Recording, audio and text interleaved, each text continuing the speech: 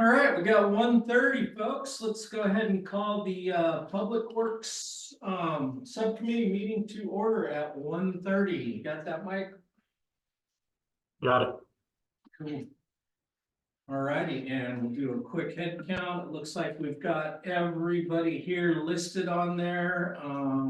Mike's in his office. We're missing Derek, but he's got a previous thing, so we have Bobby in his place. And looks like we have two members or one member of the public, two members of the public, so thank you. All right, move on to B. Any person wishing to speak to the council subcommittee on any item listed not listed on the agenda may do so at this time pursuant to the Brown Act. The subcommittee is not allowed to consider issues or take actions on any item not listed on the agenda. 3 minutes are typically allotted. Comments? And Chair, we are not taking any public comments online, so unless. Okay, that's right. Thank you, Mike. Yep. All right, communications. All right, thank you, Chair. The communication in your packet is correspondence received from our superintendent, Glenn Sinestraro. These items that were listed on the letter is a follow-up action from the joint city school subcommittee, wherein superintendent made a number of requests, and I asked that he memorialize his requests in writing.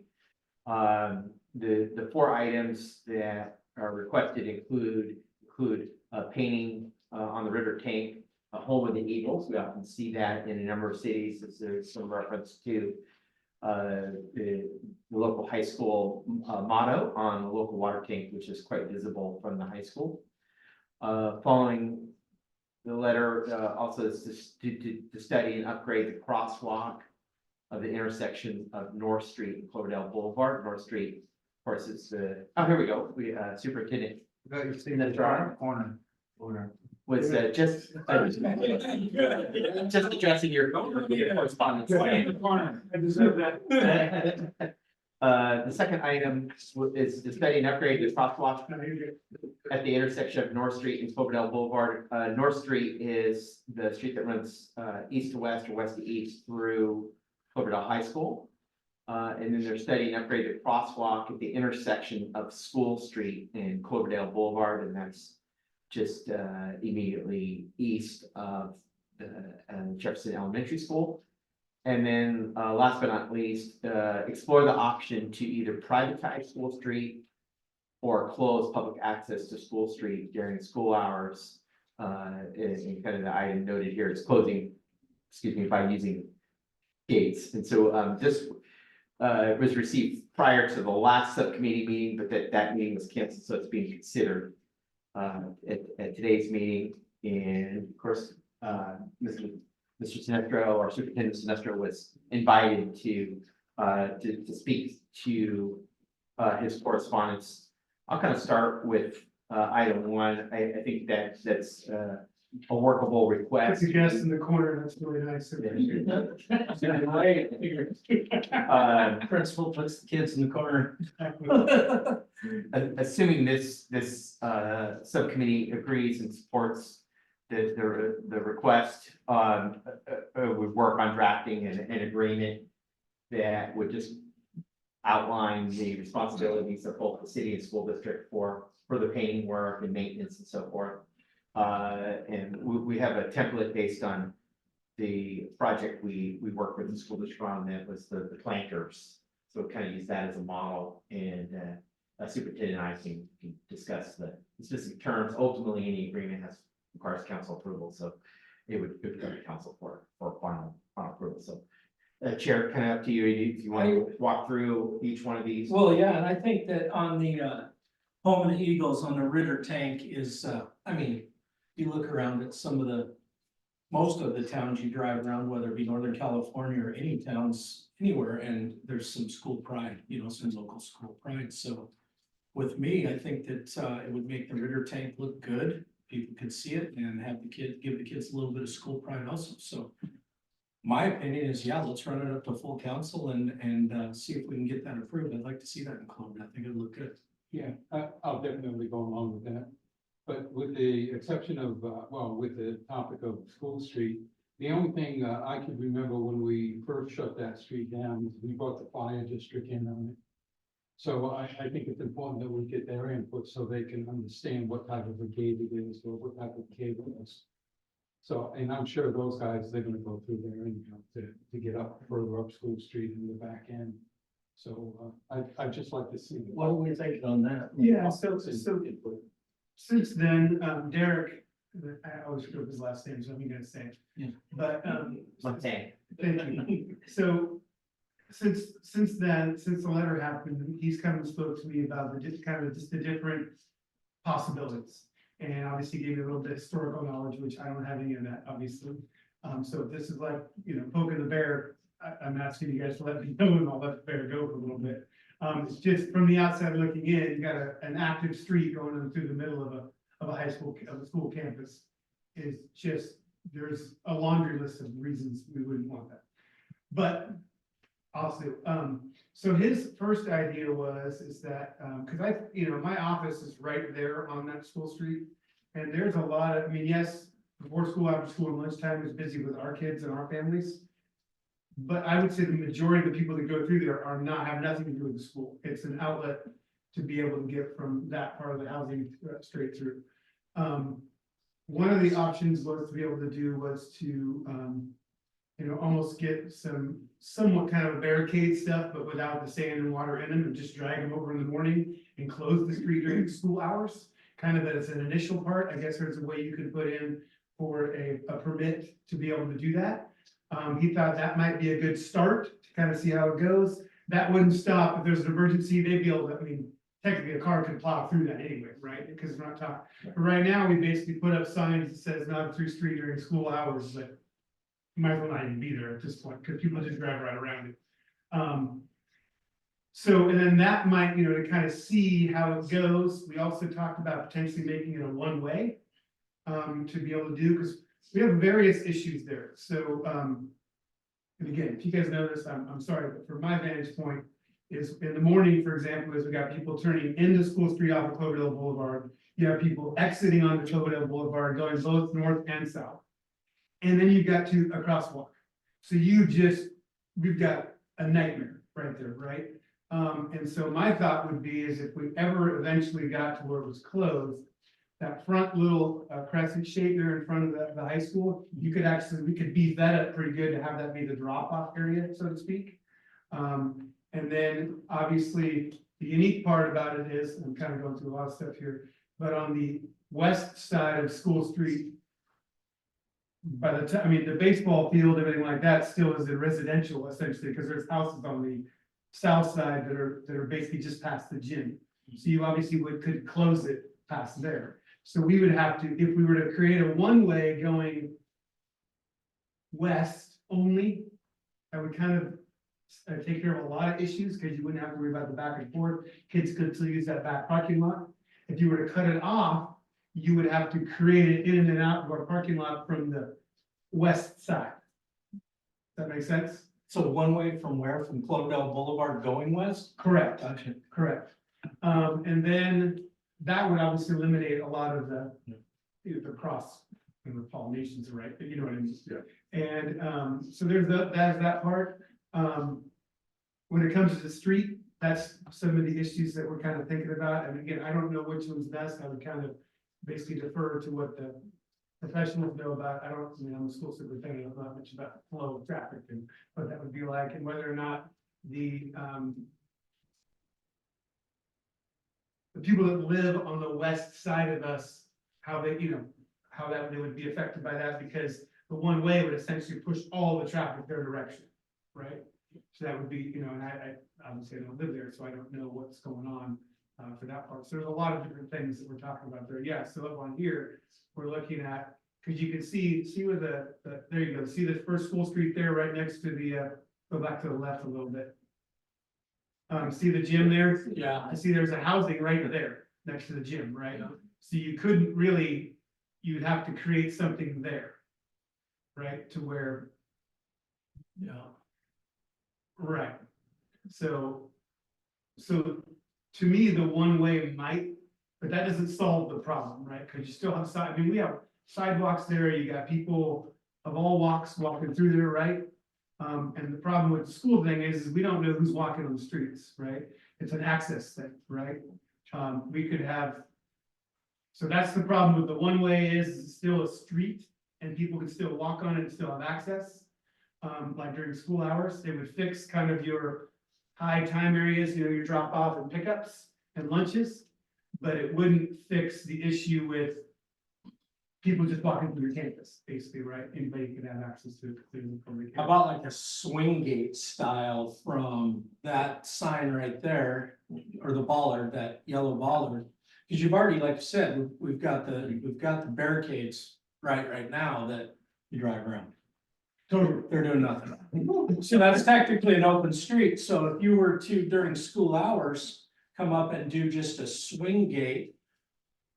You know, it's look kind of intrusive, but it cures the problem right there, because kid safety coming up there, you go down there and like you said, they're walking back and forth and doing everything. Then when it comes to football, you also have, then that could be the block right there. You don't have people trying to park all over, and then there's their access to go into the football stadium right there during games.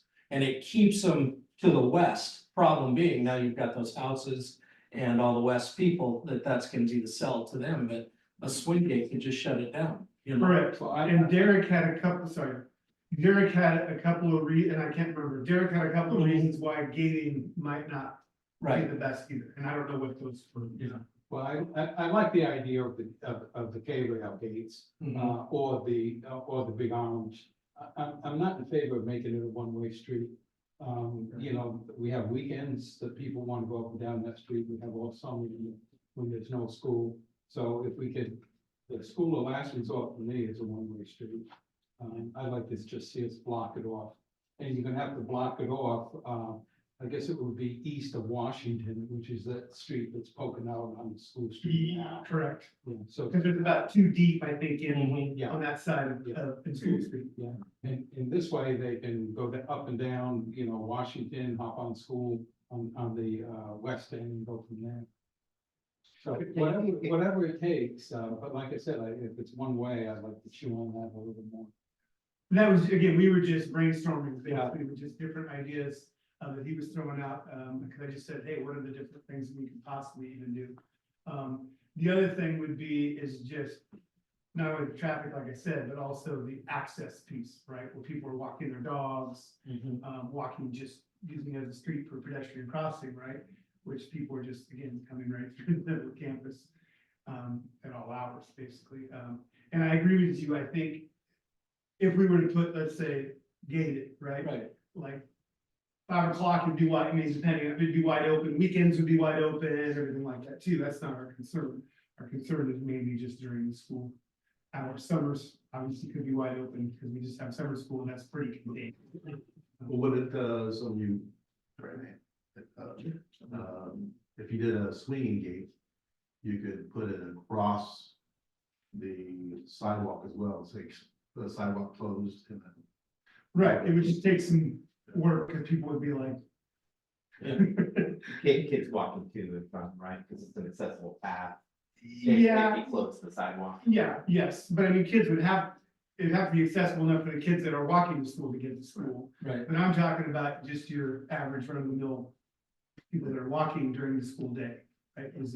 How do we keep How do we? concern, Right. concern the student besides maybe a mother who walks her kid and then. Yeah, Well, just to touch on the concept that Superintendent mentioned about the barricades, right now, what we see out there is an A-frame kind of placed in the middle of the Mhm. street. It doesn't seem like there's much compliance. I think the perspective and Derek's out today, so I apologize, he had an excused absence due to. Just give it a note from his mom, so you can. Right, no, literally, he did have no from his mom. Was to kind of start with a pilot project where the barricades are used to close off a strategic section of the street, you know, particularly by the makerspace in the gym. And kind of do lessons learned to move towards kind of phase 2 would be if it works well. do a more permanent solution with, some kind of closable, gating, gate structure, that. Yeah, our only thing we prevent ran traffic. into is that on the west side, where do you put the barricade? Because you don't want people to drive in and then have to then turn around, right, if they're closed off, you know what I mean? So that was a hard part to figure that out, because if we do put it to where the gym was, that's gonna create like a dead end almost, right? And you got cars on both sides, you're gonna have like a 15-point turn to turn around, and so since there's only two houses that are there, and we're talking about something that's fairly light, it might not be bad just to talk to those two residents and say, hey, when you're coming and going, just feel free to move and move it back, you know what I mean? But that's just food for thought as far as that goes, because it is a little bit of an awkward spot.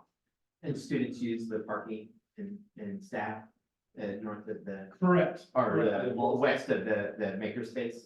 correct. Yeah. That's a student parking lot, correct. And then we have maintenance trucks coming in and out, which isn't my issue because they can, from what Derek's saying, these orange things are pretty light. Yeah. So they can move them in and out, people that work for us, but. Or Again, what we're about talking about just those two houses, right? Because they have, that right there, Mike, go back to those gates real quick you were just showing if you could. Right there, so if you that's were the to, end, we have. that's an the in, student parking lot. But that goes in and then they come out the back way. That's what I was thinking, is if you were to move those barriers down here, instead of doing a 15-point turn, you could either come in right here and out that way and make your U-turn, or vice versa and come out that And way. then you got cars coming onto the campus, turning around. Just tell the kids, hey, guess what, these 4 spots that that you're parking your fancy diesel in, you know what I mean? They're now red, no parking, No, yeah. you know what I mean, though, I mean, Yeah, just bringing up kind of different thoughts that right, that's. problems that we had. issues. So I brought this issue up with the 4th of July fireworks. Mm. They wanted to do the same thing. They moved it back to where the school cutoff was. Gotcha. My concern was that exactly, where they're gonna have to come in and do that little turn around. So I suggested they put it up past the houses, so that, and the people are, fireworks, they're there anyway. Right. That they're there. So I didn't see a big issue, but they ultimately decided not to do that. They pushed it back towards I didn't see a big issue, but a lot of covered park, so that's gonna access limited anyway, but. And what you might be able to do too is see how it goes. put the orange things more closer to where the gym is, and then still keep that sawhorse sign, so at least we're preparing them before they get there. And I mean, from what he's saying, those orange things are pretty bright. Yeah, So you're gonna see it. Of course, Coming down from School Street from the, what would that be, the west? As you're going down, you've got the ball field on the other Correct. side. Couldn't you kind of just, put them sideways, the big red orange things? So that it's kind of like this and it goes right into Washington. And then nobody gets back past this. Yes, way. but you do have two homes. Okay, Yeah. but we do at the end of the home, so people come down and it's almost like one lane from a certain point going east. Does that make sense? Yeah, it does, but if you put them in far enough, then there's no, Washington's back a little ways, right? Like it's here. But, I think what we might envision in that, and to address this is a combination of pre-signage Correct, with, road closed ahead, no entrance, correct. turn right, so that a car, if they're traveling west, they have to basically, they see that A-frame there, they're gonna have to turn right onto North Washington to head south.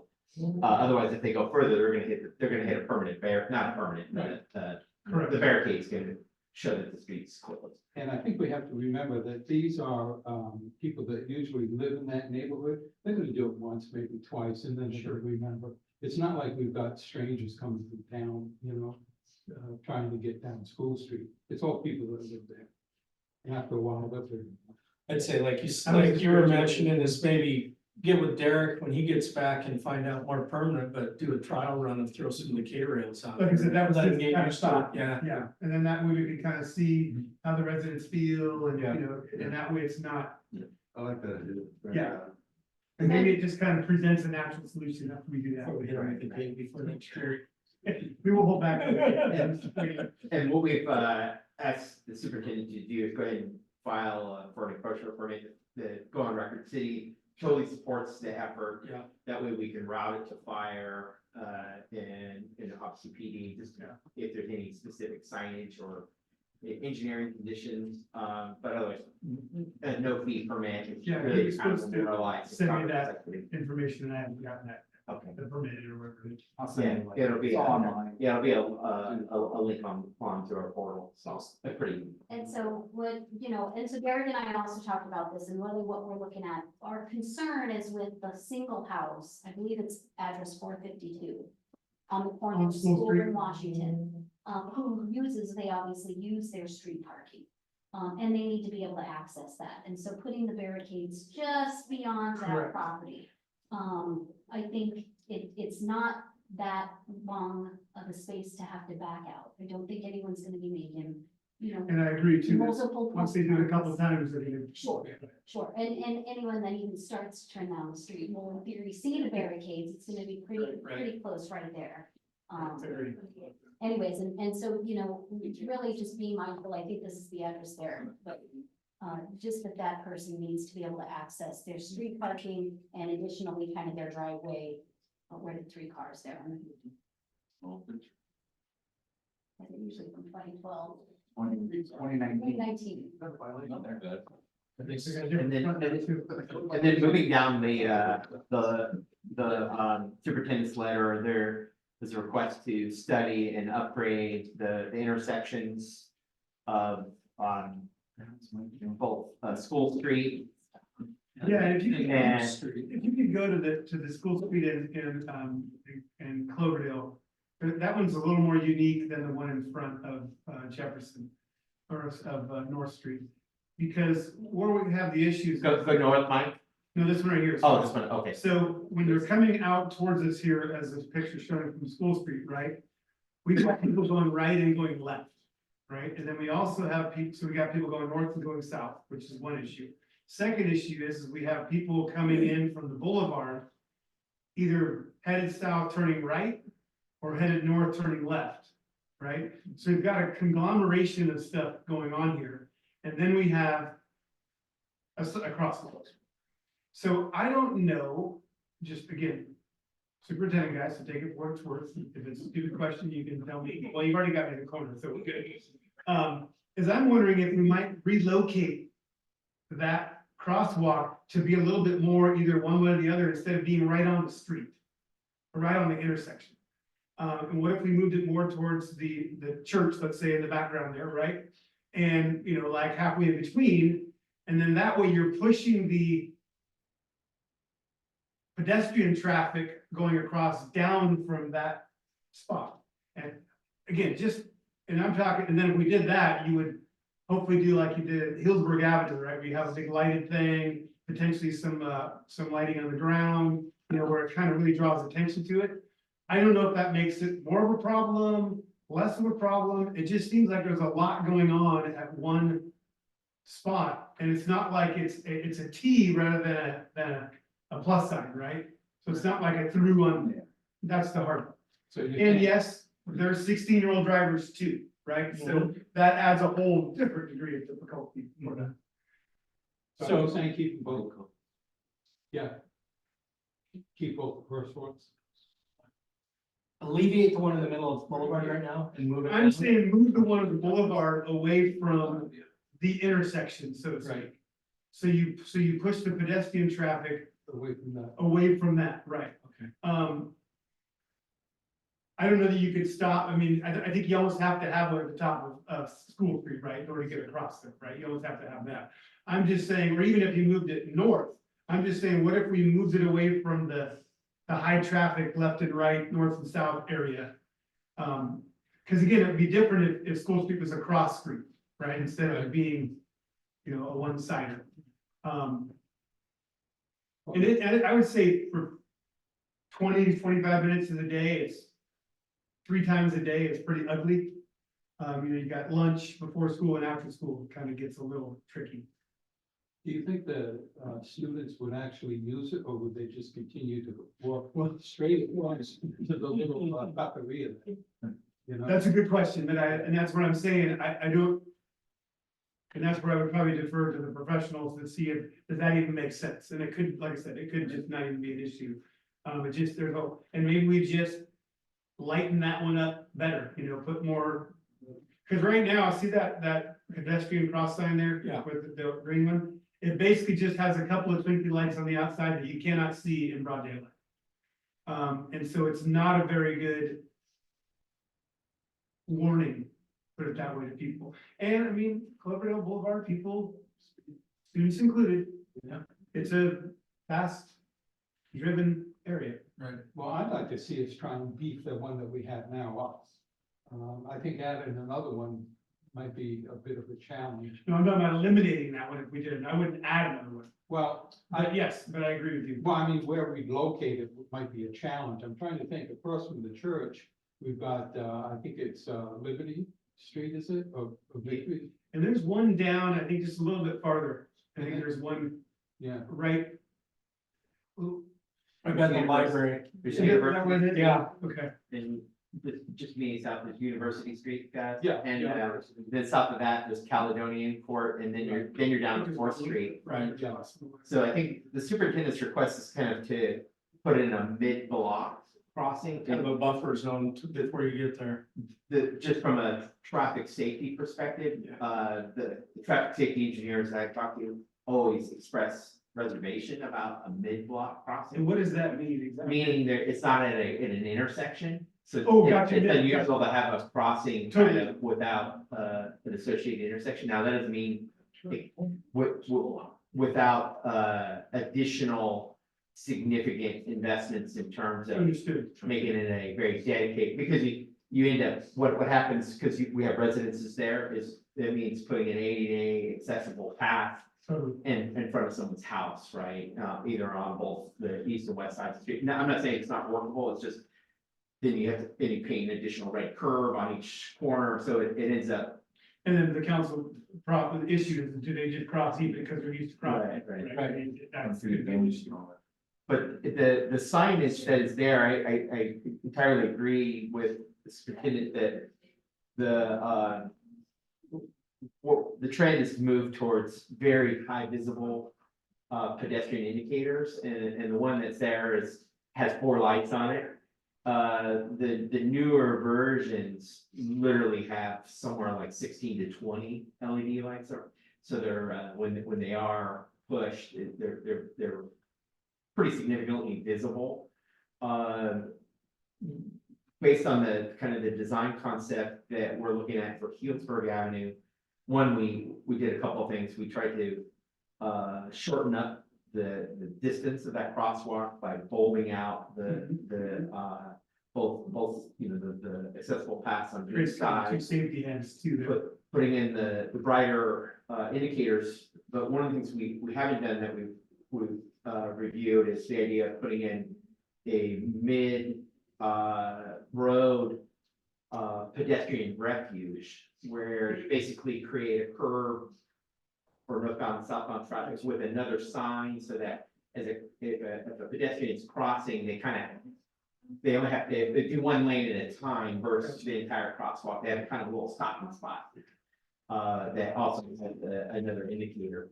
That comes with a little bit of redesign, engineering, additional signage, but we could certainly look at getting those indicators replaced. It's a kind of a How stopgap. about any just at the school, the ones, same thing as like the small island in the middle, or the ones that are in ground in the crosswalks, so where you're pulling up, as soon as they hit the button, you're not only blinking on the lights, but then you have the ones on the road, so people can see it. I like the ones where, that crosswalk where we have the pedestrian refuge in the middle of the road. It's smack dab in the middle, there was a light that flashed during school hours, as well as each side yellow. As soon as you hit the button, it flashes red. And then it's a stop. Then the vehicles know they have to stop. And there is no stop sign there, right? Yeah. There was no stop sign. Just on school. Just on, Mhm. one way. So I think if we can get the red lights in there, and David, Joe Fowler and I, we talked about that before.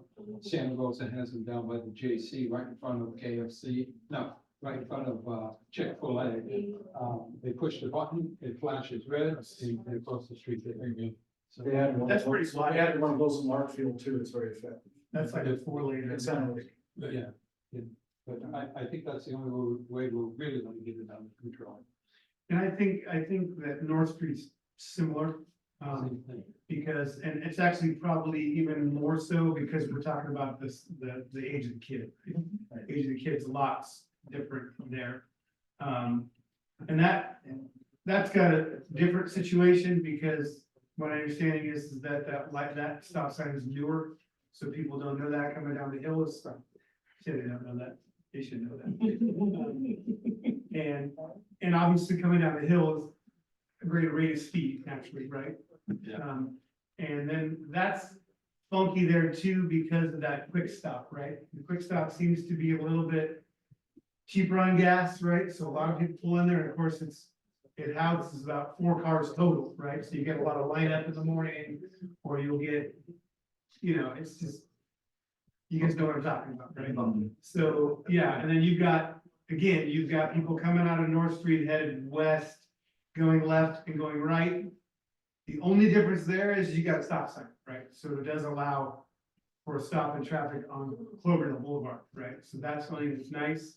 But again, right now, we just have a red light that's flashing all constantly. And to me, constant lights, people start ignoring after a short time. And there's no lights on even on the stop sign or anything like that too. So I think, Lights on and stuff. is there, so to mirror the two would be probably helpful, with because I do. On the floor ones, I've seen they work, but they also get beat up pretty quickly and they don't work very well. So I see that if you have some sort of a flashing thing, it does seem to get people's attention. I know it gets my attention. The Hillsborough one definitely gets my attention. But I like the idea I just don't know if you could do a midpoint on that one because you got a turn lane there. So I don't know that you could, I would kind of put some curb in the middle of a turn lane, basically. That's the same thing at, Well, I think. that's the thing. Turn lane's not really a turn. Yeah, well, it isn't. If Well, you're but there are coming 2 lanes. South, it's not really a turn lane. No, but I'm talking about north.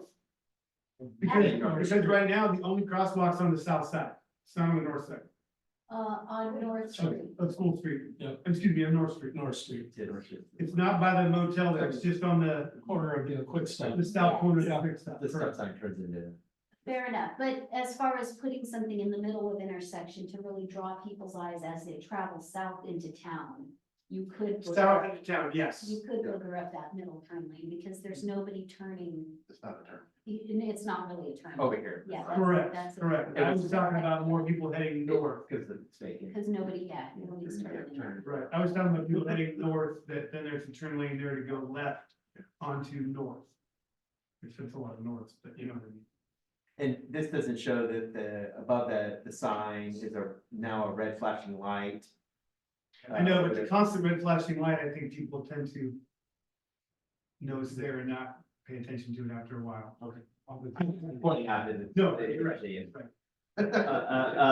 And Nor we do the have stop sign apparently signage Either. prior to that says stop sign ahead. But in order to address, it would require, I think, a traffic safety engineer to do some additional design work. Yeah. Bring it back. So we'll have to bring back a scope of work with a budget amendment, general fund to look at doing this work, so. Yeah, and we do, I would say but we do if you go back to North Street, I would say that across North Street gets used a lot more right there than the one at School Street.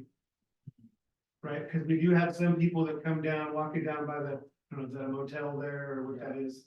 And so you'll get a lot of people that will cross north and south at the entrance of North Street, right?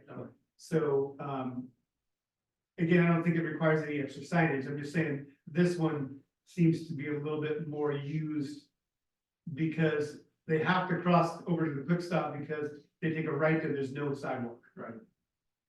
right? Cause it's just brushed or anything, right? Mhm. And so that's why that gets used a little bit more, so the North Street or School Street, because School Street has sidewalks on both sides. And so the city just implemented, within the past year, the city put in some extra visibility features at the North Street intersection. Are those just flat out not working? I mean, I'm curious. You're if talking that about the red time lights? is Gone, yeah. Like, for example, I have a lot of my employees that come from, our employees that come from Ukiah. And I said, hey, did you see the red light? And none of you even know the red light's even there. And the only reason I'm gonna test that too is the fact that it's one of those things that's always on, meaning like it's always flashing, as opposed to it being like flashing occasionally when there's somebody there. Does that make sense? So I think people ignore that easier when it's just, so it's not like when you push the button across that all of a sudden the red light comes on. It's just always on. And again, I'm not a philosophy guy, but my psychology behind that would be is, it's kind of like when you see, McDonald's, first you're like, oh my God, there's McDonald's right there, then pretty soon you're just going right by it, right? Like it's always been there. And I don't think there is a button push either.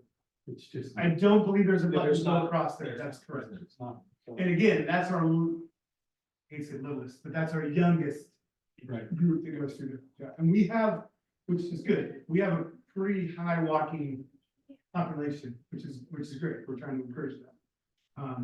And then the other issue there on North Street is our issue, that's the bigger issue with the wooden buses and things like that, that's private. But we do, in the morning, it can get a little sketchy there. And we just have a lady who just goes out there and does the crossing just out of the kindness of her heart, which is nice. But she can't be out there on a consistent basis. Is that Pat? That sounds right, yes, yes. So while they're similar, I think there's a little different nuances with those, but I think the similar type setup, I think would work to draw attention to it. For that part. And a lot of times they have those big buttons, that the kids, little kids can hit, and then some of those smaller buttons, a little bit harder time to hit. Perfect. So on your correspondence, then run the Home of the Eagles for Ritter Tank, run that by full council and see what they want to do. I'm on board, I'm pumping it up to full council, are you? Okay, there's that, and then, like David said, get some folks and a traffic engineer come in, do a study on that, see if they have any ideas on better stuff, and possibly do budget amendment and get that going. Don't know how quick that will be. That's okay, I feel totally comfortable working with these guys, we've got a good working relationship, so that's, yeah, we just want to enhance what's there, that's all. Perfect. Thank you, sir. No problem.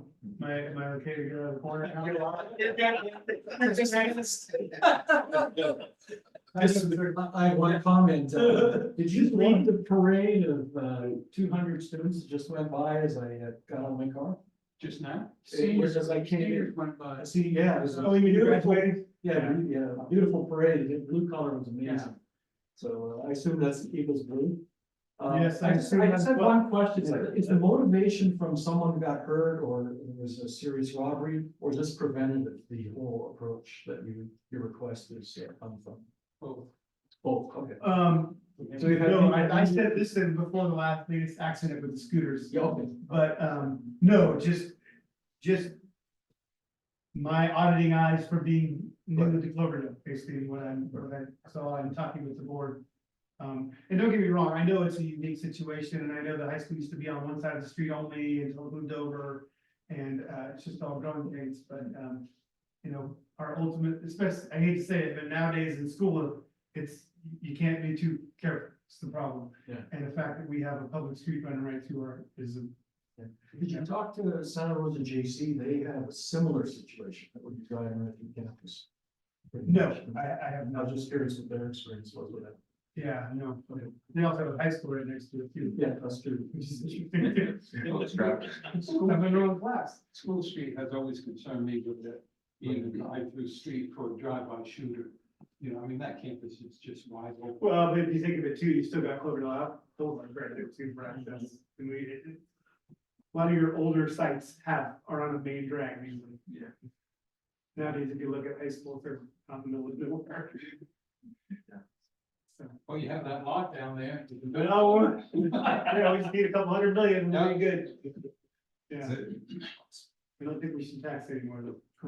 Thank you, man. Yeah, no problem, I'll go back in the Thank corner if I do. Good to see you guys. Thank you. Yep. How you doing, sir? Yeah, yes, we got. Thank you. Good. You good, Gus? Yeah, Thank you, man. we got good direction, that's what we're on, okay, perfect. All right, let's move into item D, approval of minutes. Anybody opposed to approving minutes? Good. All right. Minutes, all right, now into new business, E, discussion, speed limit sign on South Franklin. Okay, we received a request from Mr. James D. Martini, who's in the audience today, requesting Hi, a guys. speed Good to see you. limit, speed limit sign on South Franklin, south of the Healdsburg intersection, or its intersection with Healdsburg Avenue. And we support Jim's request. I think it's just finding I think there's a utility pole where a speed limit sign can be placed. Right. Confirming that it is a 25-mile-an-hour speed limit in there. If not, we may need to have council set the speed limit, but we check on that. So I got this right, that's one right across from the solar farm at the school? No, Well, it's it's down, further. down south past the Healdsburg Ave. Hillsburg, oh, Hillsburg Ave, okay. I think it's on, long. May I? Yeah, go ahead, sir. John Jim. Talking to the neighbors, I mean, I haven't talked to all the Hispanic speakers on that block. Talking to the English speakers, they would like to see a stop sign at Riesling, where Riesling meets. I mean, I'm asking for a speed limit sign just as a bare minimum. Because people think when they, you don't have an overhead, as you're coming south on. Excuse me, hey, Mike, can you bring that up by chance, the section we're talking about?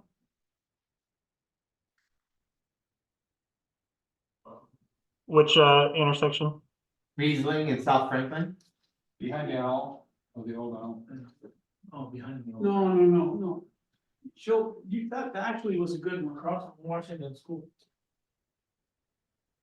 And Thinking about it. all right, that's good. I can say that was a good one. Put that one. That's a good one. Okay. Where are we here? That's not like a minute. He likes to do it. Energy drink. Steam out. I'm off the sauce. Yeah. Trying to Yeah. search it. Yeah. Okay, so there's reasoning there. South Franklin. There you go. Go out just a little bit, man, would you? He's doing Let's go. aerial. Perfect. You know, what happens is, as guys are coming, as people are coming, let me get oriented here. That's what's good. All right, really quickly, and it's up to you, David or Chair. This is an item that's not listed here, correct? No, it's speed limit signs on South Franklin at Riesling. It's the same. Okay. As long as we're staying- It's just been, Yeah, we're on there. That's good, that's good. Here. This is where I'm proposing, I guess you guys will talk about that. Well, up there, you bring it down a little bit, there you go. Okay. This is where you're talking about the side, that's my house there, and that's probably where you're talking about the speed limit sign, because if you go north, if you drop that map just a little bit. The problem being is that, that's good, the other speed limit is up here. And it's, as people would naturally do that, because you got a school there. That's that lovely fence, dude. There you go. There you go. See, back up this way, as people are coming south, they see the school and they react to the 25-mile-an-hour zone. But this is an S and nobody sees what's beyond the school. If you come from the other direction, you're looking straight down at a drag strip. Yeah. The opposite direction, turn around, there you go. Towards the church. There you go. Perfect. So as you come through this S, you don't see where this new stop sign, or speed sign would be right about there, I guess. But what happens is people get here and they just see this, and they just put the hammer down. And they just, I mean, this is crazy how fast people go from here to here because there's no restriction. The neighbors have indicated to me that if there were a stop sign here, they're talking about speed bumps. Probably a bad idea. We're talking about a stop sign in here, it would cut that right in half, that would knock the speed limit way down. That I think would be the ultimate best answer. If we can get a 25-mile-an-hour speed limit up there, right in front of my place, then at least do something to slow it down a little bit. It's for southbound traffic. Southbound. Gotcha, because this subcommittee and ultimately when the council did review the request, I think it was originally a request for a stop sign and council did not support the request. But I think the speed limit sign, maybe even both northbound and southbound lanes could be provided fairly low cost on the telephone poles. And we can, of course, with the chief here, we can request additional Well, enforcement. Chris, when you put that thing on with the lights, you know, because of your speed, man, that's slowed everybody. If you go out sit in my house on Sunday and watch what people do on that street, it's preposterous. As soon as you put that thing there, yeah, everybody's paying attention. Very effective.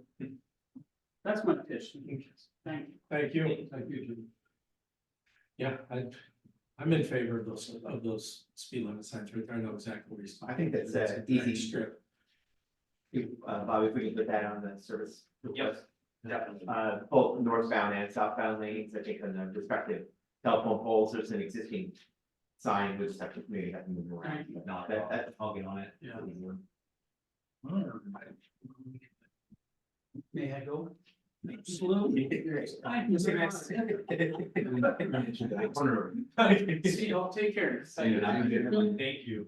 All righty, let's move on to E2, the L&L districts and maintenance on the L&L districts. Okay, well, included in the packet are two attachments. One is the engineer's report, the annual engineer's report that was adopted by council for the current fiscal year 23-24. We're still bringing forward the 24-25. That'll be the next council meeting for this next fiscal year. But what the engineer's report does provide is for each zone, the 7 zones within the district, which just run through those real quick for everybody here. It's kind of from north to south, and on the north is Jefferson Springs. Moving south, Vintage Meadows, which includes Vintage Meadows Park. Then again, farther south, the Cottages, which includes a number of back-ons, including the trail along Muscat Creek. And then we're into the Vineyards, which also includes Ped Trail, Eiley Ranch, which is on the boulevard, and then Brookside Terrace and Sunrise Hills. Again, includes primarily landscape areas that are maintained by our parks crew. The work plan basically defines the work that is going to be conducted by our park staff every year. There's a small amount of street staff budget that's included in the L&Ls for some limited work on streets, so it tends to be fairly minimal. But the labor hours for each of the zones is tracked and monitored, and the budget for each of those zones is established based on a 3-year running average of the hours that have been spent. And so I know the 2 park staff that are allocated to the L&Ls include the park superintendent and then the lead, park maintenance lead. Our other parks maintenance person is allocated 50% to Cloverdale River Park and 50% to the Measure M parks tax. And I think, Hector, you were going to kind of run through just the maintenance that's been performed. Because I know we do every year look at what the work plan is going to be, build that into the budget. both from a labor perspective, but also from, what projects are gonna be undertaken.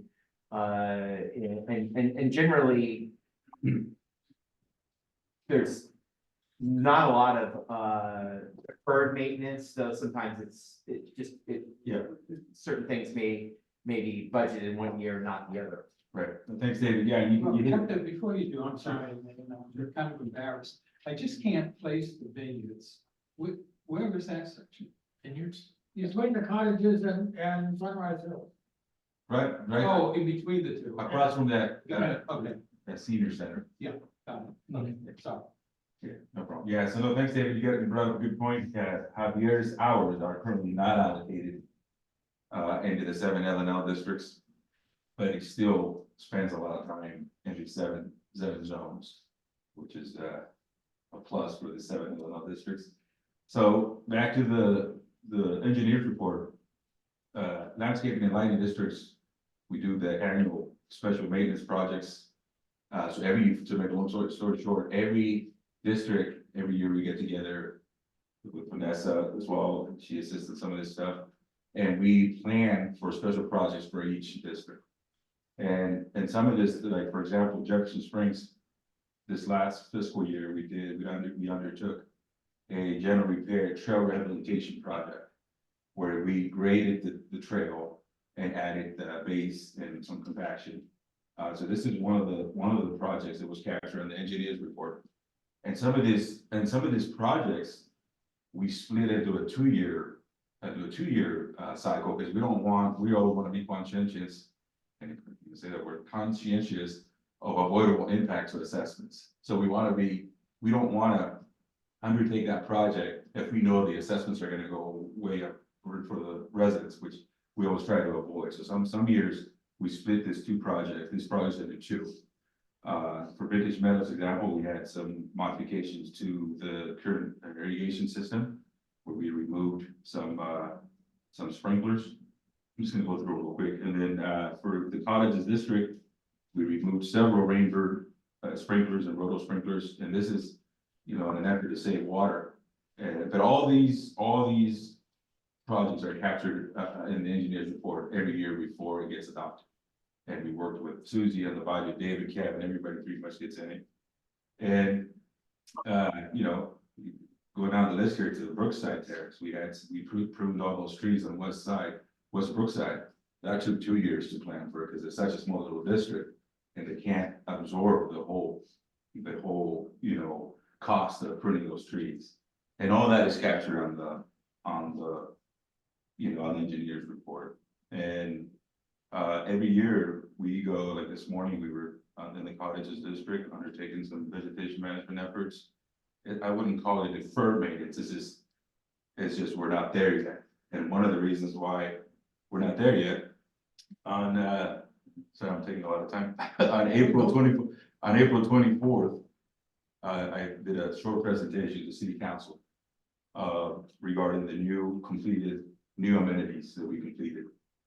Which is a lot of the pickleball courts, the basketball courts, the dog park, the fire suppression efforts, the new restrooms downtown, the new Soda Springs open space, and all of these amenities now are current into our maintenance rotation, which takes a lot of time, and that's the reason why we haven't been able to undertake some of these vegetation management efforts yet, but we're heading in a good direction.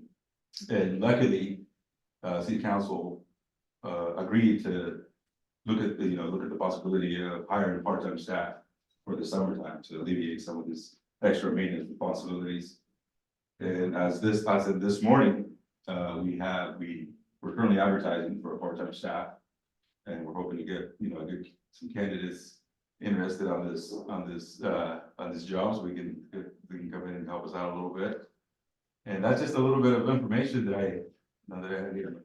Well, the other piece too, I think is important, is because of the tracking that park staff does, is not only do we obviously legally required to track time for the LMLs, but for each of the parks. So the first attachment in the packet shows for the 3-year history, the amount of hours that have been spent in Chablis Park, City Park, Clark Park, the River Park, and Berber Park, and of course, we bill the county for work within the county of River Park, so that's a reimbursed expense.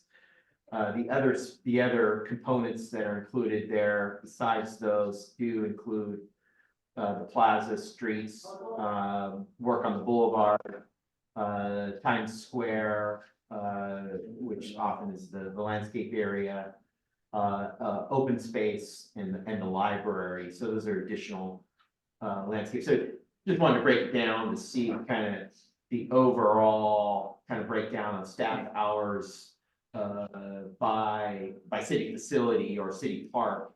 As if hours need to be redirected from one area to another, noting that, that would be reflected in the trend, right? If we, example, spent less on Ferber, or if we need to spend more on City Park, we'd spend less on Ferber, or we need to kind of allocate where those hours are going to be to more effectively address the community's interests in our park maintenance. So that's. Well, yeah, and my thought on it was, one, I would like to see, and I've talked to Councilmember Waller on this a couple times, it's like, I would love to see these L&L districts go contract. I mean, in the perfect world, contract these things out just like Vintage Meadows. And check and see it, take them completely off your guys' plate, that puts concentration in parks right there. Until that happens, I would like to see all of this that we just talked about right there. It'd be nice if it was on the city website. So the reason I'm saying that is it's a constant, it's a daily thing when, hey, when are these guys gonna be up here? I don't know. When are these guys gonna be up here? If we have it on the website, cloverdale.net, and people can log on and they can see Tuesday the 14th or whatever, they're going to be here doing it. That takes a lot of heat off all of these. And then people in the different L&L districts can be like, they're not in my district, they're next week. And they can see that.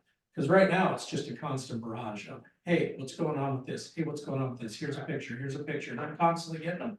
And it's getting to the frustrating part where I tell them, we're gonna try to get it on the website, you can log on and see what's going on. Cause that's not gonna end, you know what I mean? One of the things that I was, debating is just brainstorming right now as we speak. Yeah, Is to encourage the community to submit a service request. right. And one of the reasons why it's a great idea is because when we get to do their engineered report again, coming up, now we have a record at it, and now there's extra maintenance that they required, and that can have an effect on the assessments. And that's good info right there, because that's what my suggestion has been, put in a service request, then it's documented, you've got it. But I think a lot of people won't, you know what I mean? And that's just the public's gonna be like that, and it's out of their mind right there. It's easier to come up and get after somebody, and I get that. But like I said, if we have it on the website, schedule on the website of, hey, here you go, they can log on. It takes all the heat off of, they know that you guys are working on Ferber today. They're not gonna be over at Brookside.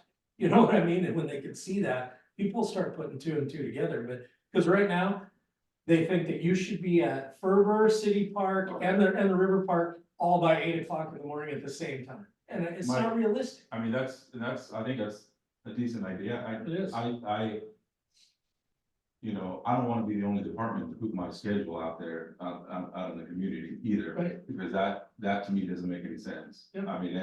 I'm here to talk to, whatever you guys decide, just to have the parks, that to me is, you're sending one department out.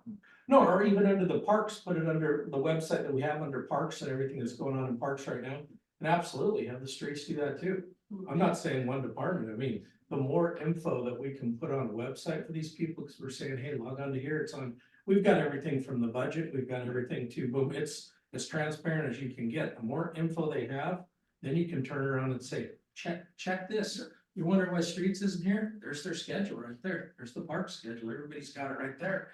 And it's as transparent as we can get, so. I agree. Since the schedule changes, thinking from a website perspective, would it be worth just having a report that's like part of the weekly, or would you want to break it out by department? I mean, that's getting in the weeds. I'm just curious what your thoughts are on. You know, Mike, what I'm thinking on that is some way for when the public, whoever gets on Cloverdale.net, there's a lot of people that probably don't, but the ones that do are kind of in the know on it, and if they could look in there and see, for instance, there's a stop sign that's down and they know, okay, that's scheduled for 2 days from now, or whatever, they're gonna be there. Then in their mind, they have a deadline for that, you know what I mean? Same thing with maintenance schedule. If they get on there and they're yelling and screaming and complaining to me or whoever they're complaining to that, hey, they haven't been down here. And they can see, no, they're not in your district right now, they'll be there next week, you know what I mean? That takes that question completely off the table. Right there. So this, one of the things in the Parks Department that I've been for 15 years that I've been here. Mhm. You know, I can set out every Sunday night, I send an email to David and Kevin. Right. I've been doing it 5 years, I think, somewhere around there. I send them out every Sunday night, I send them a schedule of parks projects for that week. Right. You never know where you're gonna find on Monday. So Mhm. if you set out, Oh, I know. you're gonna set Yeah. out a schedule, Tuesday we're gonna be there, and then you Right. come on and find 2 water main breaks, this and that, you're not gonna get there for 2 weeks. Well, I know, And- I understand that, it's chaos, it's stuff could be all over the map on this. Yeah, I mean, you never know. Trees down, graffiti, I don't plug mind. toilets, I get it, but. I mean, I don't mind, I'm not here to, you know, I don't mind putting stuff out on the Yeah. website. You know, as far as like L&L districts, you know, this week, we're gonna be at the cottages and Jefferson Springs. Right. Which means that's fine. Yeah. But I don't wanna have something, you know, Tuesday at 8 or maybe 4. No. Or something like that. No, it doesn't even have to be that specific, it's just the point of somebody being able to log on and understand, Yeah, hey, otherwise, yeah. Tuesday will be out there. There's no time frame. That would be unrealistic to put, we're gonna be there from 8 to 4, if something happens, you're not there at all. And part of the issue is, would you rather have them mowing the lawn and doing vegetation management or doing reports on the web? My concern is a resource limitation as a citizen. Well, we had CD clerk, huh? Okay, well, just to let you know, there was an issue with the swing, Mhm. it was safe because my grandchildren were on it, and afterwards, or someone from Anchorage team was out the next day. Right. Street light goes out, the city works guys are out within 2 days, just doing a little work request or a phone call, so I found that And the I, responsiveness has been and really it's, good I see your from point. the city. But what I can start doing is documenting every conversation I have daily, and I can bring it to the next meeting and show you how many things get blasted on me. Hector, I thought at one point we were putting the mowing schedule on the website. We were. Are we still doing that? We're not doing it, but I said it, but I think that's one of the things we can go back and doing. That'll be fine. I just thought, I don't want the community to come in, yo, well, you're supposed to be there from 4 to 6. Right. And I don't like that. I don't think, That's not, anybody wants to micromanage, you know, No. but I just think, you know, and let's face it, the biggest complainants are from the, Chris office. absolutely. That's just the way I would think. Oh, yeah, the biggest ones, yeah, me. I mean, they're the biggest complainers and, you know, whether it's about raising the fee or, Bob, don't agree with that, okay? But whether it's, no matter what it is, they're the complainants. So, you know, it's almost like if we could just put up there somewhere, you know, we'll be there the second week of each month, whatever it is. And maybe That's we'll fine. spend less time in the new open space and dedicate that time that we would be up there, staying in the cottages another day. I'm really hoping, as I'm sure we all are, that come November, we have a 3/4% sales tax. And the allocation of that is gonna go towards parks. And hopefully then you'll be able to hire on some crews to get things done.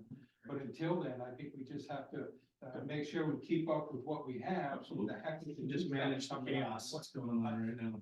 Yeah, absolutely. You're never gonna shut the mountains and stuff. No. You hear nothing, you might hear once or twice from Jefferson Springs. But, you know, we don't, and then again, our recreation area is a little different, it's more rugged. It's not for, I mean, there's gullies and Yeah. hills, and so it's different. No, absolutely, I agree with you. Thank you for that. Yeah, we've like every year, like, you know, for the last 15 years, I don't know anything else. All I know is parks. Right. Yeah. I know exactly what L&L district needs. I know what every park needs. And this year, the biggest change is the new amenities that we implemented into the maintenance schedule. Yeah. Otherwise, a lot of this stuff, we wouldn't be having this conversation right now, because it'll be done. Well, that's like Gus is saying here is, you know, that we're a year away from opening, you know, Soda Springs and all that. Let's move in and then take some of the heat off some of these complaints, and then we can worry about going up there, you know what I mean? I know it's gonna be catch up all over the place, it always is. I mean, the dog park, we spent, just for example, I spent, all our staff, we spent 2 days in the dog park last week. Just doing, tree pruning, we did the irrigation system, we raked the mulch, we did an irrigation leak, that's 2 days right there. We spent about almost half a day with the rest of it to get it ready for Friday Night Live.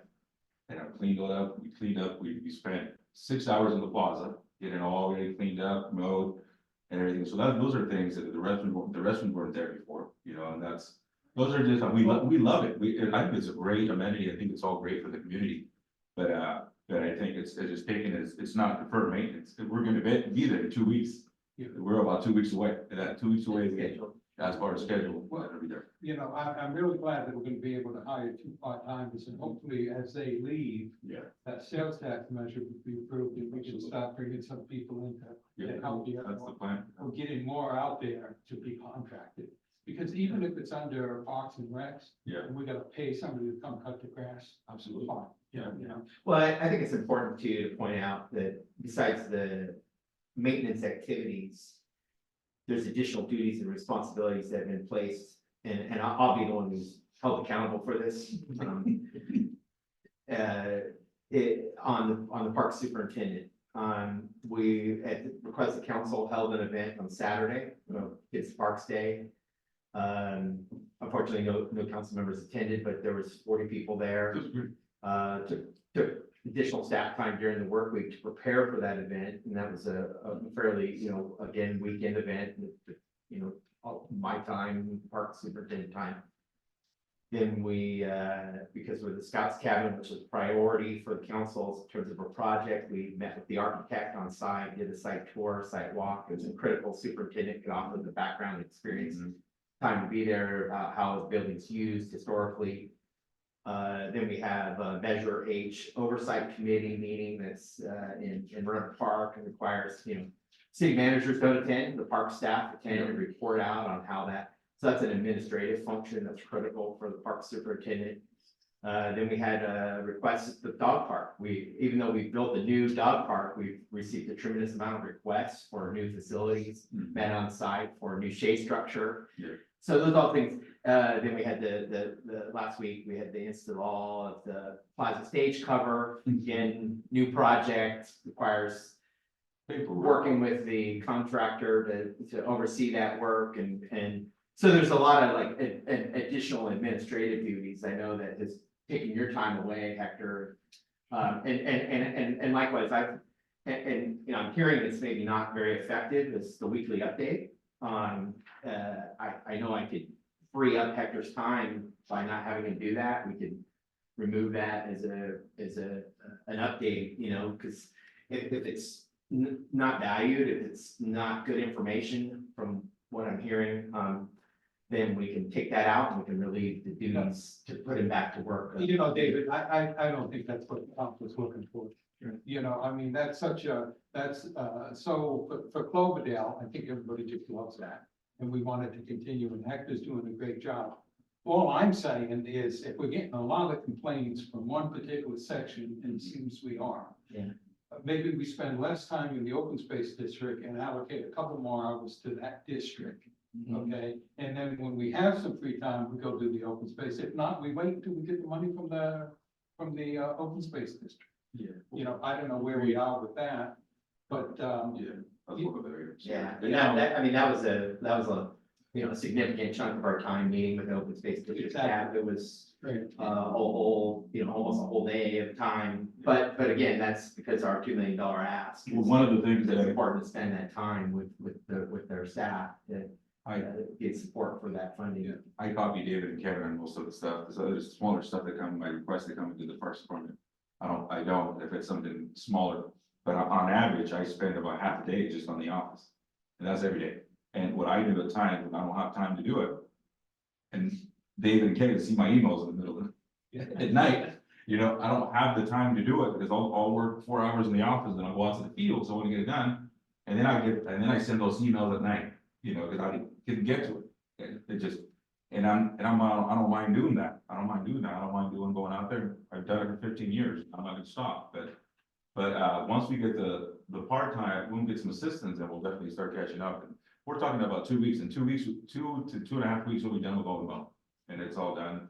And every year is, we get sick, everybody, as soon as the sun comes out, everybody's like, hey, mow here, mow there, at the same time, so. Yeah. But I think in terms of, we're gonna promote service requests, I think, Hector, that at each of the parks and kiosks, we can put a QR code to the service requests and encourage folks to submit those, which is just gonna generate more work and more time. But we are, we're working on an agreement to bring mowing to the cottages. We tried to do that with Jefferson Springs, but the budget didn't permit for that. It would have been more general fund. And that's another option though, is council can dedicate more general fund to the LNLs. It's just, I was hesitant to do that, given our, our $1.3 million deficit already, but like, again, we can put more mowing into those, in those LNLs. And, we can backfill it with general fund. So that would be a way to relieve the cost. It's just, I was trying to balance as much as I can the budget. Then we're bringing on, we started today, we were posting for those 2 part-time positions effective July 1. And, with the mowing, obviously that'll relieve duties. And then we can put, more maintenance on, scheduled work on the website, and we'll probably need to caveat that, because I know after every week, something comes up, it's some kind of broken emergency. Yeah, well, subject to change, or something can be subject to change depending on emergencies. This morning we came in after the three-day weekend, Javier spent just until 11 o'clock at the river park for the Memorial Day weekend. So that meant Miguel and I were scheduled to do another service request that came in for the cottages. So that meant, all 3 of us going out there to get it done as fast as possible, because, our main goal is to have the parks looking good when all the visitors come. And that way, so we got all that taken care of, and then we went over to the cottages to take care of the service requests. And then, but those are the things, you don't ever know when you come in. But doing it for 15 years, it's normal. I don't want to say that we're normal, but it's kind of, this time of year is normal. And we always manage to take care of making things look good. So, Brian? Yeah. Comment, so first of all, the parks are great, my family likes them, grandkids and all that. I think a bigger picture is we should promote how good the parks are. And that was the motivation behind a records request they asked, because I can't find anywhere, and maybe when you do the budgets and the allocation of resources, how many acres is each park? What are the amenities? Are we greater than other cities in California? There's a thing called the Statewide Comprehensive Outdoor Plan of 2015, and it outlines that per 1,000 residents, you need 3 acres of parks. That's the standard. So do we have at least 27 acres of parks in Cloverdale? If we meet that and exceed it, we should be promoting it. Then we can talk to Nina about how it's a great place to live for any people who are coming here for hiring. And, I believe right there, if you get on, they're all, okay. yeah, they're all listed on the website. So they're listed. How do we promote if we exceed the 27? How much, how great it is? I think we've been promoting parks between, the entire city staff, and everybody's been Okay. promoting parks just nonstop. Okay. Because that's kind of like our bread and butter, right? Right, yeah. And then the other aspect is, every resident, can we say every residence within half a mile of a park? That would be very powerful, because that would exceed the state requirement, those kind of things. So that's Pretty close. okay. Yeah. Well, I just wanted to reiterate my view is, Hector, nobody wants a micromanaging. And if anybody does that, that's David's job, not mine. Right. Exactly. We're on the way. I think I'm being held accountable. I just Or lack think thereof. on the website, we'll be there the 2nd week of each month, 3rd week, whatever you decide, but Yeah. when that wheel gets squeaky, it's gotta be oiled. And there's some folks in there that, no matter what you do, it's not gonna be right. And, that's just the way it is. So I think less time at the open space districts until we get the new guys on board, the better off we are, unless everything's fine, and then we go up to the open space, I don't know. Yeah, the challenge will be at Porterfield when we, cut down trees and other safety issues, which I know this comes up quite a bit.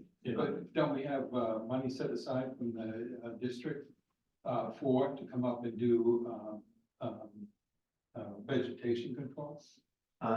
Generally, vegetation control has been paid for through Measure M funds. There was an endowment that was used to help fund the improvements, but it's not a. Like for Portico Creek, we have 6 acres to mow still, which is gonna be, it's not scheduled for next week, but the following week. There's a couple service requests that came in over the weekend on some bridge work that we need to do.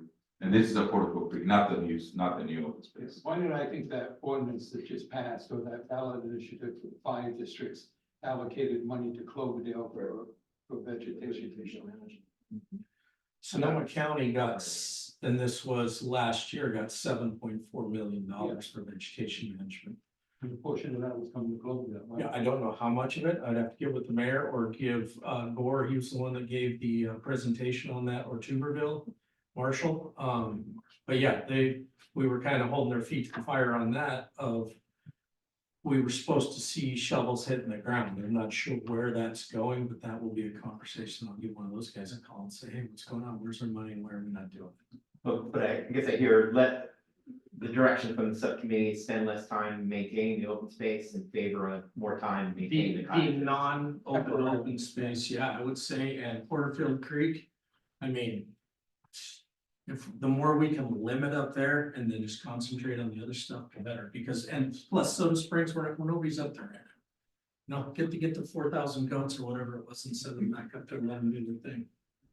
Yeah, so the spring, we don't need to go out there right now, But I agree, I mean, that's something you're gonna have to share with folks, because I know you get a lot of service requests for the open spaces, council. The subcommittee has directed you to put time. Right. It, not to that part, so we're gonna have to work with volunteers and figure out how to address that. Maybe Kevin and I you need to get his orange suits and get it up there. You get some of these graffiti writers, you get them working on the weekends. we get a lot of service requests from down web residents. Like I said, we have six acres that we gotta mow the grass out there. It's all, there's bridge repairs. There's down trees that come down that we have to cut them out of the way. So there's always maintenance to do on a weekly basis. We can bring this to council, get council direction, because. If they want us to not maintain that park, then, that'll create time. That's not what I'm saying. No. I'm saying maintain the park after the LMLs have come. Exactly. That's what I'm saying. It doesn't come to fruition, and it doesn't come. All right. Anything else on that? Okay, let's move on to, I haven't seen E3, I'd go right through E. Oh, yeah. Oh, SB1, it wasn't, there was no correspondence on discussion, SB1 funding opportunities. So what do we have on that one for E3? So SB1 funding opportunities, this is an annual exercise, in order to be eligible for the SB1 funds. Every year by July 1st, we have to have adopted a resolution that memorializes what the city is going to commit the SB1 funds for that fiscal year. And so we're looking at the next fiscal year, 24-25, and just really kind of leaning in on what we're doing. And so this has to go to city council. I'm targeting the June 12th city council date to get that resolution. And so really this is just kind of for information purposes, or discussion as the case may be. But last year or the year before, we started the process on Clark Street rehabilitation. And, like everything, road work can be very expensive. And so we are projecting out based on the allocation of SB1 funds and what that looks like, and being able to stockpile those funds to actually construct the project. I think for this next fiscal year, we're on target to finish the design and then stockpile more funds. I think we're on pace to construct that project in the summer of 2026, which would be fiscal year 26-27.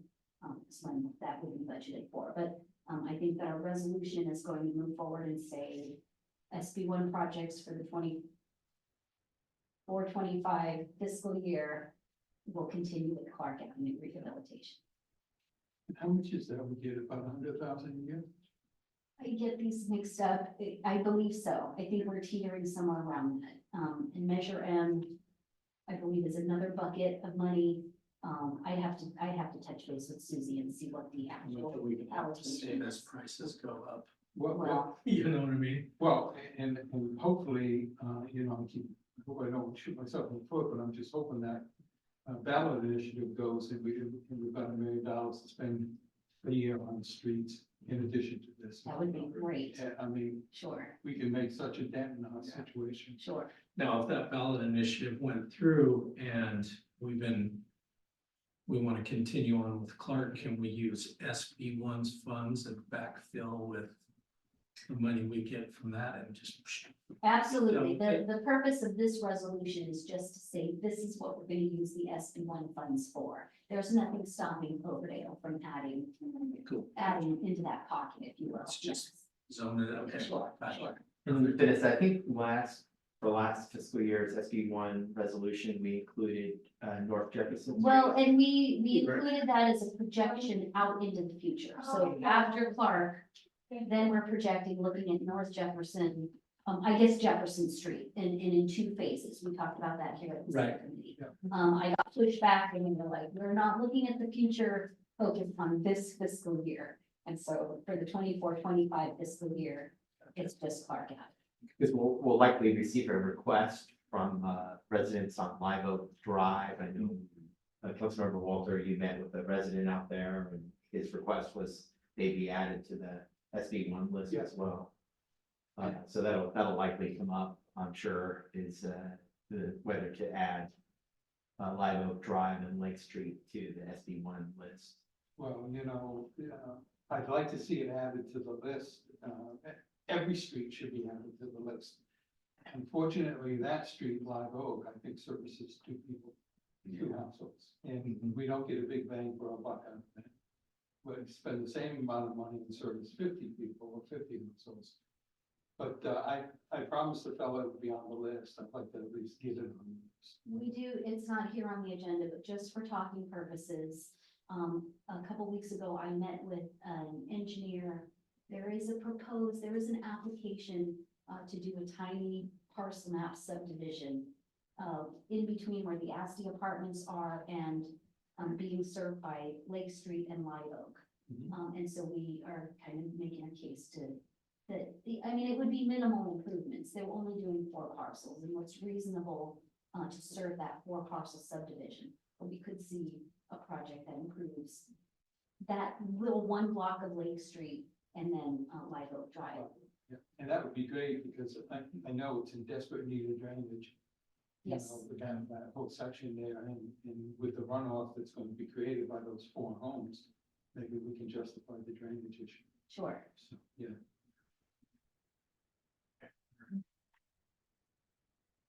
For Windsor Biosolids Collaborative. So this is another one that I'm targeting for the June 12th city council meeting. And so you guys will see this again. There is an attachment here in the packet that is a draft memorandum of agreement. And so just to recap kind of the history to date, the town of Windsor is going after funding to build a multi-million-dollar biosolids treatment facility. And part of the funding application is to include it's a regional benefit project. And so in theory, Cloverdale could bring their biosolids to the Windsor facility for treatment. They use a process called pyrolysis, and it pretty much processes the material into what's called a biochar, which is, I understand that they're selling it for like $20 for a little bag at the gardeners. But the plants love this stuff. We just went to a presentation at the town of Windsor where they were talking about this project. Anyways, and the treatment operator up there, so he's got a little nugget of this biochar in his office plant, and the thing is thriving. Anyways, and so moving through the next phase of Windsor's grant application packet is that the entities that are interested in using this facility need to enter into a memorandum of agreement. And they're saying it's establishing this biosolids collective. And so that's what we're proposing to bring to council. Our city attorney did find a minor typo in the a draft agreement that's in your packet here, but it's really just a typo related to a paragraph What would reference. Cloverdale be on the hook for it money wise? Anything? Nothing. So It's- that, I think if I remember correctly, when we haul our biosolids, it's $750,000. And it's the Do cost. we of- get to save that money? I mean, literally, Well, Windsor would charge us a fee, right? really related to operational. I think their goal is to, it's just kind of the energy to process, whatever the tonnage of the biosolids are that we send down there. We do have to do some work on our end as far as dewatering. That's kind of that's a big deal, is Yeah. we've got to kind of bring the water, kind of the quantity of water in the material down a lot.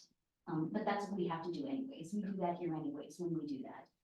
We are looking at costs to go through the roof just because of recent laws about where you can apply biosolids. Land application is out more and more, I believe it's Redwood City.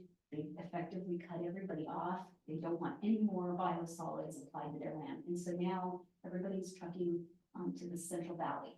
And so costs are going way up.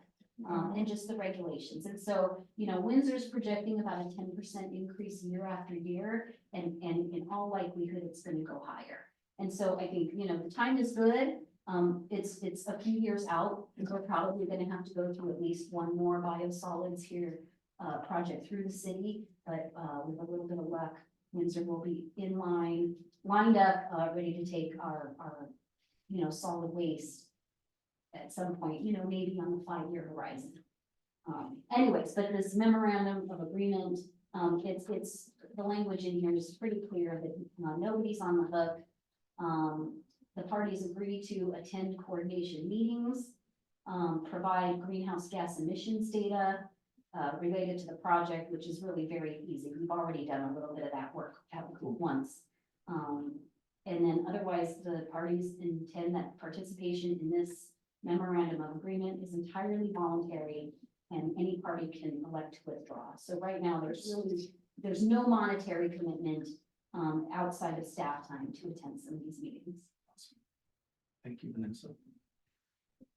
All right. Any more biosolids comments? Anyone? All right. Let me get back to my agenda here. Now we're just going through, looks like, we're moving on to F, standing items, just the updates. We can just start going through the list, it looks like. Just an update on the parks, update on Soda Springs Ranch. We completed on Portico Creek, we completed our 4th vegetation management effort for Scriber. That's all done. And then the Soda Springs Ranch, we also completed that 1st vegetation management effort. As well as mowed near the entrance, from service requests to the nearby neighbors. Submitted. And then the cemetery columbarium, still working with Al and Fred Young to work on the details. I think we have a second location. The first location was kind of hard to get to, so we were kind of looking, exploring if possible, to a different location for the easier access for folks with mobility issues. Do that, so Al, and then the potential park enhancements. We've purchased the cornhole for Furman Park, and we have received it. But we still haven't been able to allocate time to install it due to all the vegetation management inquiries that have been coming in. So hopefully here in the next 2 or 3 weeks, we can start doing the preparations for the installation. And that's pretty much it for parks. Back there is the other beanbag toss that we have over at City Park. How is that doing? Great. Anybody walking off with a beanbag? No, they've been pretty, there's actually, still there, no, well, they've actually, they're got old, and so, but just from usage. So it wasn't because that somebody walked off with them. So we just replaced them with new bags. So we have new bags, just because the other ones they were getting discolored and just from usage though, it wasn't, anything. But no, they're, I always see both people using it, so. So yeah, so they, that was a good call. So we're hoping we can get that switch over to Ferber Park and install some over there, so. Right, two, update on the cemetery columbarium. We just didn't talk about it. Did you do the? Yeah, you- you want to press through all of it. Alternative site. Oh, gotcha, okay. Where you been? Right there.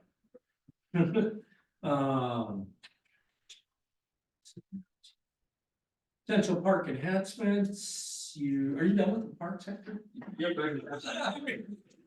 I was in the middle of. You thought I was gonna. So we were waiting, we received the cornhole box. Gotcha, I got So we're waiting to get scheduled in to put them in. We did, install the new dogging stations, 2 dogging stations down there.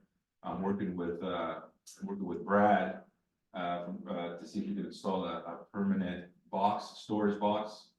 Down by the pickle, so they can install, so we can put their stuff in there. Brad showed us, sent me a couple of pictures over the weekend. So we just gotta find the right one that we can lock, planning on building some kind of concrete structure so we can anchor it. Are you looking at to do it down by the pickleball court? Yeah, By the other? by the pickleball court. And then Brad and the pickleball, group will have a combination to it, and they can store like extra pads and stuff if they ever wanna do some free trainings for folks, so he sent me a couple of pictures, we just gotta look at them and make sure that it's something heavy duty and strong. And then we're also, we installed, one picnic bench down there, and we wanna do a bench and an actual bench next to that oak tree there, so. So that's all still going, so we'll do some. citywide street sweeping plan. Well, let's see, and so I know you guys have heard Derek will usually give kind of an update about all the different things, all the recent striping projects. And so I'm not quite as involved in that. I don't know, Bobby, if you've got any information on that. Well, I know he did the ones in front of Fix, that was all done really nice. You know, this wonky ones. Oh, yeah, Yeah. The brackets. Yeah, The brackets all look good, yeah, that makes a difference. yeah. Yeah. the aspect that I've been working on is coordinating with W-Trans on getting the plans, for Cloverdale Boulevard, Treadway, and oh, help me out here, is it Jefferson? Anyways, the 3 different striping projects buttoned up, and so, we are expecting final plans to come, for W-Trans within about 3 weeks, so that'll be good. Line us up for the next budget season, and I think we're targeting, Derek and I are talking about what's priority there, and it's obviously the boulevard, and so I think we move forward with budgeted funds next fiscal year with getting the boulevard striped. And Alan happening. Yeah, and we've been coordinating with FEMA on getting this project finalized, to get the funding to cover our costs on the immediate repair. That was a result of the storm damage, and then we're gonna work on a mitigation project to try to repave that bulb out area that was affected by the water main break. But we're kind of wading through the FEMA process on that. Good luck with that. That takes forever. Yeah, for an entity with the word emergency in Right. their name, I know. it's very ironic. Yeah. All right, First Street overlay. Yeah, the only update I have is I've been working with Derek on kind of specification language to put out an informal bid. I don't know what the status of that is, but really just kind of laying out the pay items, what the contractor is gonna have to do for the project, and kind of soft cost things that are inherent in every public works project. And so we're getting that lined up, and he may have already put that out to bid, but I wanna say that that's gonna come back. He's probably gonna let that out in June. And the key for informal bidding is we stay below our bid limit, which is about 204,000. If it's over that amount, as we get back, we'll have to do a formal bid process. Otherwise, we can bring it to council and, ask council to award the informal bid. So it'll certainly be over my signature authority. All right, and Crocker Bridge pedestrian improvement project. Yeah, I have a quick update on that. I received an email today from the Director of Public Works and Infrastructure for the county. And he's asking for us to coordinate on potential improvements to tie into the proposed Crocker Street Bridge project. They're not expecting to complete the project until next summer. And some of the suggested improvements that Johannes recommended include, high visibility crosswalk at Osti, adding additional pedestrian signage and signals, probably similar to what we talked about earlier for the boulevard, implementing some traffic calming measures by curb extensions, bulb outs, enhanced roadway marking, striping, lighting, as well as speed management by putting additional speed limit signs at or around the intersection.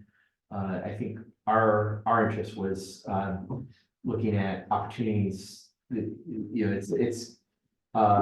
there's a lot that can be done, but one of the thoughts was to slow traffic would be to install stop signs at the intersection of Austin and Crocker, particularly coming in from the county side. Cars tend to exceed the speed limit as they approach downtown and transition to 25. And there's kind of a visibility issue there with the way the road drops down for the bridge.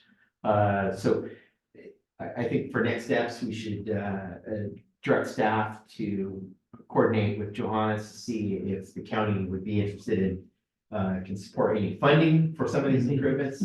Otherwise, currently, we just finished the federal environmental review for the proposed sidewalk project on First Street to complete the missing sections and make it accessible to improve ultimately to Osti Road and through to downtown. But this is kind of focus on the area farther east in between the bridge and Osti Roads to make the necessary bicycle pedestrian improvements. Because that bridge, the pedestrian bridge is going to kind of drop folks right off into the entrance to River Park. And so kind of lacks the necessary facilities to get where are folks supposed to go in terms of walking and riding their bikes between Osti and the bridge. So there's a little bit of coordination we need to do there. This is a project which we didn't dedicate a lot of funds in the budget for. And so it's kind of seeking this opportunities, how we can make those improvements and almost indelibly would require some kind of budget amendment to cover the design work, depending on what's decided. I think that, again, relatively low cost answer for immediacy would be to look at installing stop signs and stop bars. But there's a lot more that could go into striping, signage, improvements, lighting, et cetera, to improve that corridor. I had the opportunity to walk that yesterday for the memorial service. So I walked down to the cemetery and then I walked back. And I gotta tell you, that little section that we've allocated for a walkway, it was pretty comfortable walking on it. It was plenty wide. The problem I had was when I got up to the railroad tracks, it was kind of like, where do you go? At that point, I wound up crossing the street and picking up the sidewalk, I guess the Caltrans put in. And I walked underneath the highways. But a lot of that is covered with weeds and grass but I think once all that's cleaned off and some TLC is put on that, I think that sidewalk will be really, very usable the way it is.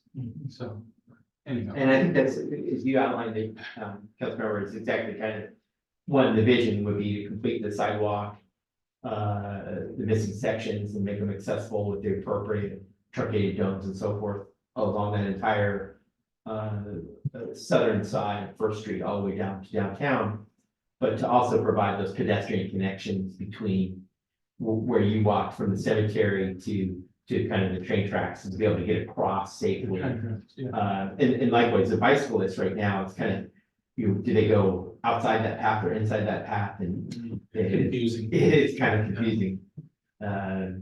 So those are some things with signage, markings, traffic signs, it could be, it can improve just all around pedestrian safety and bicycle safety. All right, North Jefferson pedestrian facilities. I think this was a request that we discussed. It came about as a request from our planning commissioner. And there was recommendation to do some curb paving, and I don't know, Bobby, we'd have to look at that. It's done. It's done. Yeah, it's not. Okay, so that's complete. Maybe we take this one off. Yeah, I take that one. You hear that, Mike? I'm kind of thinking too on the one coming up, update downtown decorative lighting. I mean, I've been looking at those myself and trying to find one that would be feasible, that, you know, after hearing where we're at financially and after hearing, you know. I don't know if that's something we need to pursue anymore. I'd probably just go ahead and take that one off too and just do the seasonal stuff like we're doing and we have to cut little cuts here and then let's cut that one. It would be ideal It would, to but- not have to put those temporary Christmas lights up. It would. It does add an element to, Yeah, it looked good, but I mean, it's just something we're probably, by the time that would be all said and done between staff time and supplies and all of that, we're looking at $100,000, so I think $100,000 can be spent. And that's just throwing it out there, you know, that's not a definite number, but that $100,000 can be used in better spots than having some nice lights downtown, so. We can string some across the plaza, maybe, you know what I mean? Well, I can tell you that the folks really like the street lights I know they love them. with candy cane. Yes. And, so as long as we can keep doing it, that's great, and at some point we can switch it over. Yeah.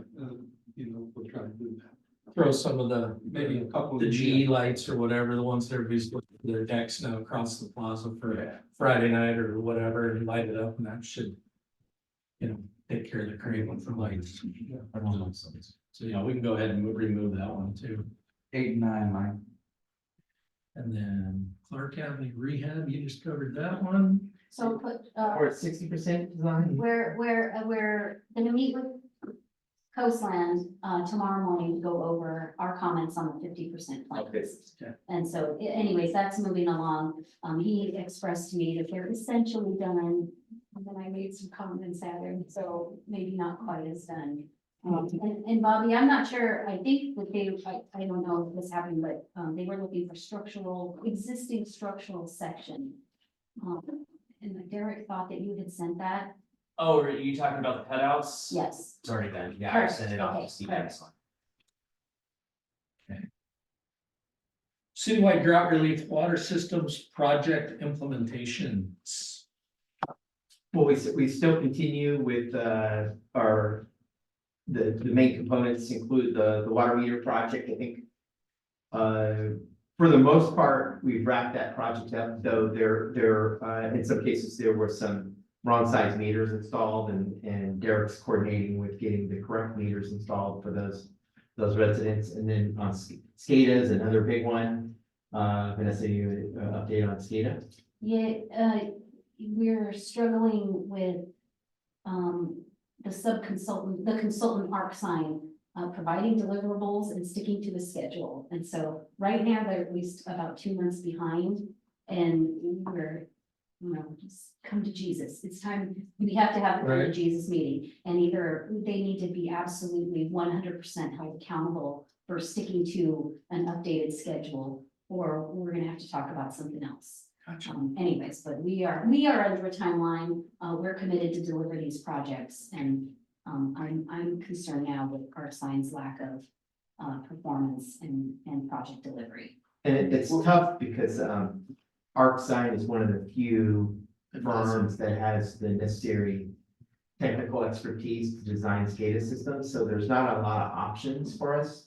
Hmm. I think probably what they're experiencing is the high demand for their services and, talk about hourly rates. They charge high hourly rates to do this design work.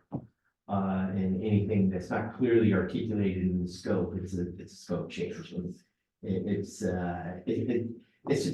just a much needed and critical project. It's just unfortunate there's not a lot of firms out there that provide this type of skated design services. Which is why you get the pushback again right now, probably. Potentially, fortunately for you guys, your city engineering team could totally deliver this project. But that gets real tricky. I don't want to take work away from ArcSign. We are a good partner with the city. They've got, you know, we know how many decades long our relationship is. I think my next step is to reach out to Darren at the treatment plant and ask him if he's got any sway or pull with these guys, and he's got to use it in a big way. But we are kind of looking at other options and maybe even taking some of their work products away from them just to free up some of their time. Yeah. Anyways, that's something we're kind of in the midst of right now. And then, Will that affect our grant money that we're gonna be getting? If they don't deliver on a timely basis? Well, at this point, we need to deliver the project. And so the easy answer is I want to say no, because we are committed to delivering the project. It's just the trickiness of who's going to deliver that. Right. It would be great if it was ArcSign, but we have other options that I'd rather not explore, but But they're there. sometimes to be the bad guy, I can be that bad guy. There you go. and then, last but not least, and again, a critically important project, is the rehabilitation and construction of a new well, which is part of our DWR drought relief grant. One is considered a rehab and one's considered new. And we're kind of evaluating whether the work that goes into rehabilitation should just mean a new well adjacent to the existing well. So I don't know if Vanessa, anything you want to offer. I think the design team is really leaning in on, it doesn't make any sense to rehabilitate this whole well. It's gonna save time and resources to just do 2 new wells. And so that's something that's coming out of right now. They're in the 30% design. I think that they're calling it a basis of design report. But it's effectively, you know, they're working through the 30% design. And so that project is still on schedule. And I'm not seeing any hiccups there. How far down will that well go, those wells go? Oh, boy, I want to say somewhere between 50 and 70 feet. They're not terribly deep, but there's some trickiness about where the well perforations line up in kind of the geography of the underriver. And so, you know, the trick is that you've got to get them where they can pull in enough water, but you don't want the air. I think the issue is that we're getting a lot of air during low flows, or when the river just all of a sudden goes flood stage really quick. But really where this is kind of a drought, it's a drought project. And so really we're looking at, you know, addressing the air entrainment under low flow conditions. But I want to say somewhere in there between 50 and 70 feet or so. And then the Potter Valley, that's, Oh, we got that. yeah, we got that update on the council meeting. I have an update, so. You wanna hear it again? No. It's just an hour and a half. And I'll, And that's, or was that ERPA or whatever they were saying, Right. being part of that? Eel River Project. Yeah, so You should watch that one, so. that was, And, And this you know, last meeting? all those exhibits had previously included in the weekly update. So, you know, we do track it and we try to keep up to date and get that out information. I don't think the Out to council. update's ever going away for at least, 10 years. at least it's just ongoing, so. All righty, 6 Acres Mutual, the annexation project. Vanessa was on a call, our monthly call today. Any brief update? So brief update, we continue to push in that the city does not want to be an applicant on these projects. I'm preaching to the choir here. It's, you know, everyone's kind of making it sound like, oh, it's easy, we're gonna give you technical assistance. But the reality is that you've got to take the project from, you know, for the wastewater projects, from the 30% phase all the way through to final design, going out to bid, constructing the thing, doing all the construction administration, all the inspection, and then closing out the grant at the back end. And it's a lot of work. And so I continue to reiterate, my understanding from these meetings is we don't want to tax city staff to do this work, and so we don't want to be the applicant. I asked them if they could reach out to, Sonoma County, PRMD, because that's who deals with septic systems now anyways, even if they're in city limits. That's who has the jurisdiction, and I asked them to reach out to Sonoma Water, because Sonoma Water is currently implementing some septic to sewer conversion projects. And so nobody has done that yet. I did reiterate, they actually put 2 people as point persons on making that communication. But in the side, kind of the background, Department of Drinking Water Financing is asking for an audience with city council to kind of make their case about why it would be good for the city to be the applicant. They want to talk about what their technical assistance could provide and what the needs and resources would be from the city. And so they are making that request. They did provide a letter to the city, and so it's not in your packet. I do have hard copies here. If you want to see them, you might can pull that up on the board. My inclination, though, is to really just kind of take a step back, and I would potentially propose to invite them to speak to this subcommittee next month. Provide a copy of that letter in your packet for next month's subcommittee meeting. And then if the subcommittee chooses to elevate that to a city council presentation by Department of Drinking Water or whatever that looks like.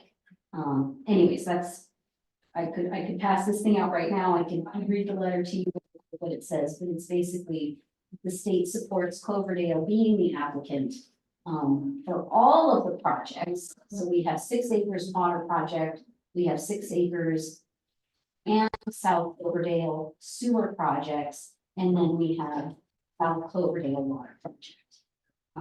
You know, I not to interrupt you, and I don't know how the chair feels, but I think it should come in front of the full city council. Because I can tell you right now, you know, I'm probably gonna recommend no, you know, at the subcommittee level. But then they're only gonna want to turn around and bring it back. Right. Because there's 3 votes sitting up there on the dais. So Just send it to the council and. So I- then what do potentially, you think, David? I mean, Where I'm at. You have to see the whole presentation, you know? Yeah, I mean, I'm supporting either way. I mean, this would give you an opportunity. More of a conversation, whereas at council, it's going to be, you know, formal presentation, but they certainly will get the answer that we've probably been telling them all along.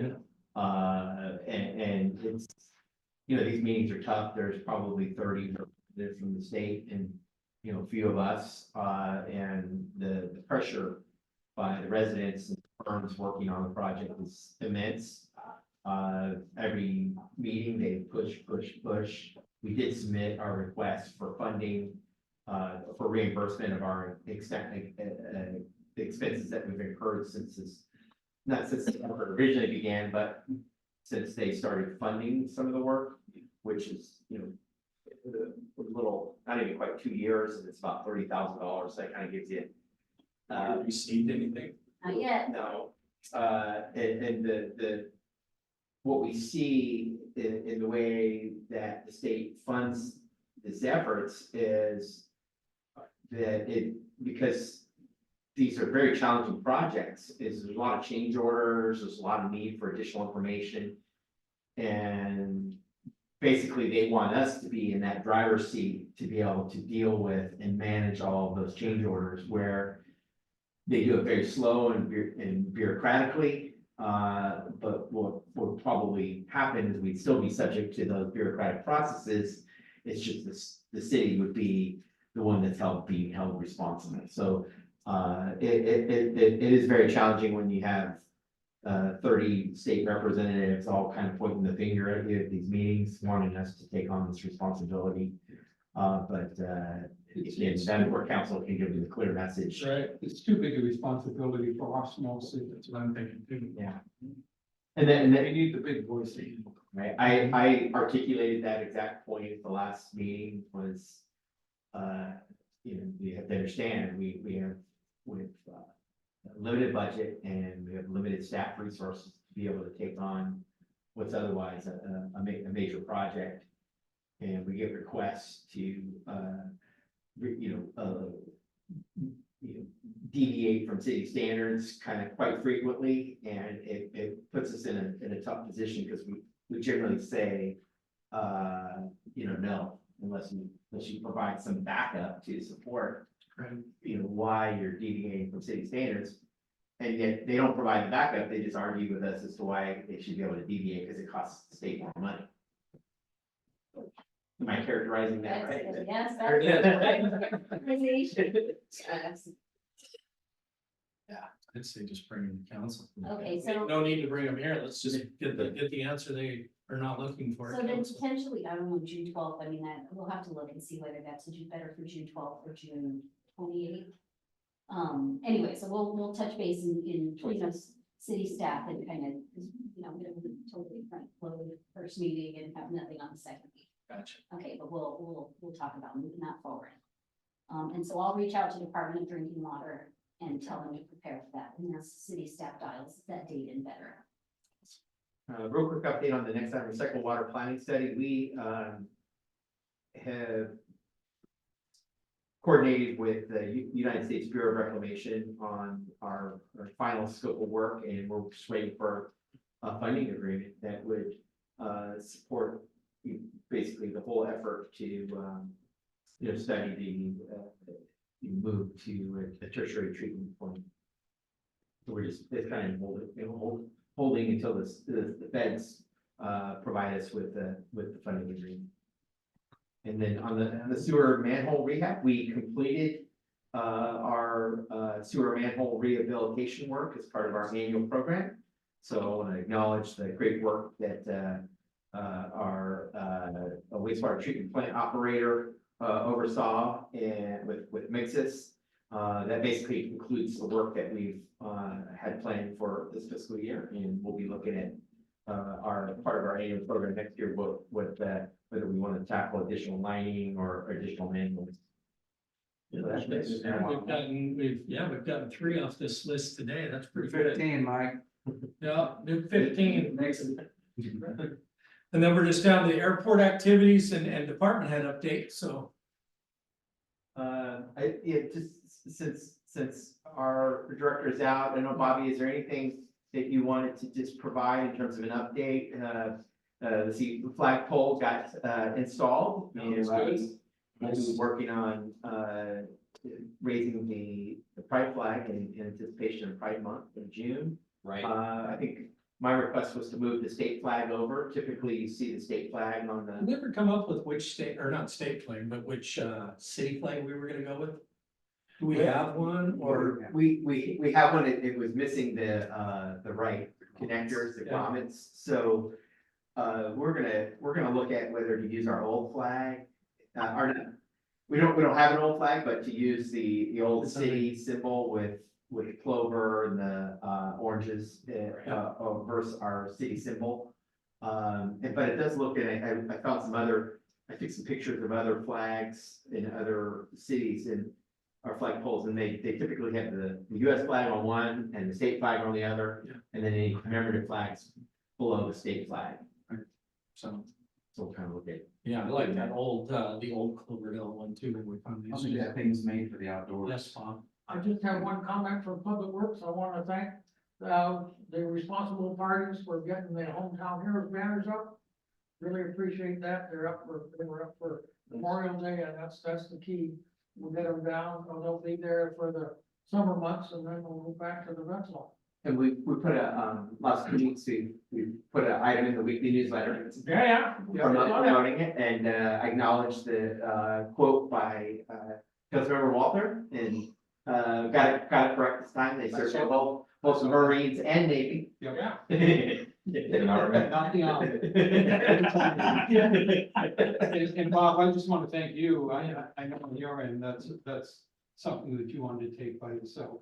Well, And I really appreciate it. Yeah. And my brother's up there already, so that's good. Can we go back? He's happy. For 1 second to the flagpoles? You know, I was under the impression, and we might want to review the commitment that we made to the community, that commemorative flag would fly, commemorative flags, and the US flag and state flag would be on the other poles. So, I'm not so sure I that, believe that's how we have it, it's state and our American flag, state flag on the old flag pole, and then this one just becomes commemorative with the city flag that we come up with, whether it be the old one or new one on top, and then everything flying below that.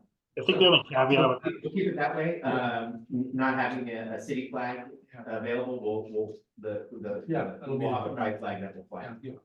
The only thing I got to is Linda Pardini. I'm having a heck of a time having her get back to me. Called her and left messages. JT, I think, has called her. I don't know if he's got anything. I haven't talked to him in a couple days. But we gotta get her down there so we can get an orange plaque done. Remember we got hold of her? Yeah, if you can. I mean, I left 2 messages with her.